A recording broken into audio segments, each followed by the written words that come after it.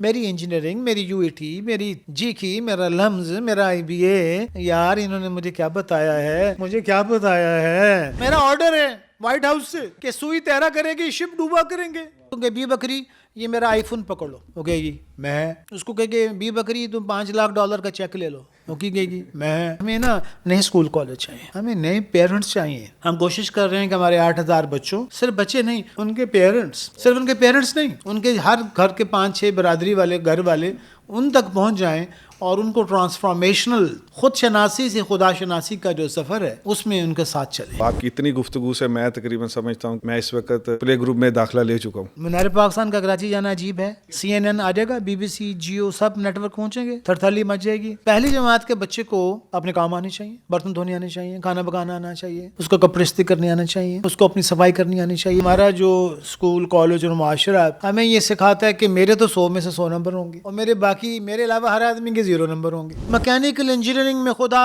موجود ہے, thermo dynamics میں خدا موجود ہے, کاسمولوجی میں خدا, ایگریکلچر میں, باٹنی میں, سوشیالوجی میں. جب وہ آئے گا تو وہ دیکھے گا کہ انجینئر محمد علی مرزا صاحب وہ بلا بلا اوئے توئے کر رہے ہیں, پھکی دواں اور یہ کرا. ایک یہ اسکالر ہے جس کی بلینز میں ویوز ہیں, دوسری طرف بھی کوئی اسکالر ہے تو وہ کہہ رہا ہے کہ رفع یدین کے اوپر, اور تیسری طرف اسکالر ہے. تو وہ جب آئیڈینٹی کرائسس کو حل کرنے آیا تو بجائے مسئلہ حل ہونے کے وہ اور زیادہ الجھ گیا. سائنس تو آبزرویشن ہے اور سائنس پر اینک سے ہی لگ گئے نا, تو وہ تو خدا کا تعارف کرا. ہمارے پاس ایک جرمن پروفیسر آئے, ایک دن کہنے لگے کیا میں بھی جمعہ پڑھ سکتا ہوں؟